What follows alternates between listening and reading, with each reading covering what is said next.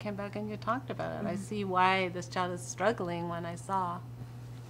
Yeah, and now that that part's on your mind, you could just do that one first, because you've just had this conversation, and Randy can edit them in any order that we need them in. Very good, and I'm recording.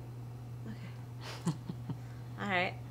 So Bonnie, I went on my home visit for this child, and I noticed that the family often will put the baby in a sitting position or will immediately pick her up and she cries.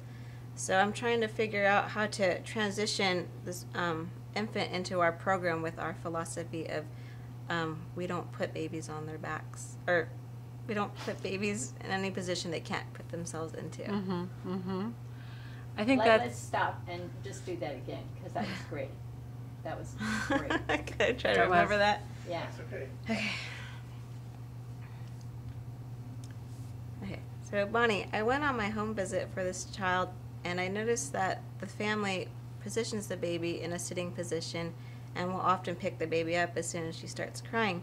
And I'm trying to figure out how to transition this child into our program with our philosophy of not positioning babies in any position that they can't get themselves into. So do you have any? So really being observant and noticing how this particular family loves up their baby is by propping baby up, holding baby, not wanting baby to struggle, and that's different than our philosophy. So for me, one of the pieces is beginning to talk to the family about the group care and how they might envision how they love up their baby in ways that that could look like in group care when you're also taking care of 2 other children that, of course, you won't be holding their baby all the time.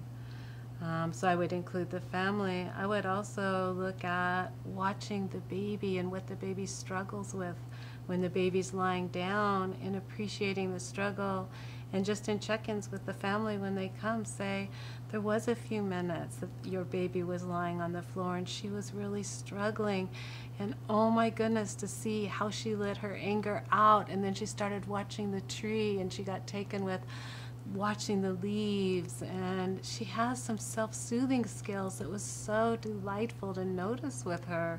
Do you notice some skills that she has at home that she does when she's upset, that she begins to soothe herself? That's great, but you have to say it in I can't. 1/10 of the word. I know. I was waiting for you just to interrupt me because I didn't. Okay. Because I would go on for an hour on that. And if you I was like, come on, interrupt me. I'm just trying to think about a way you could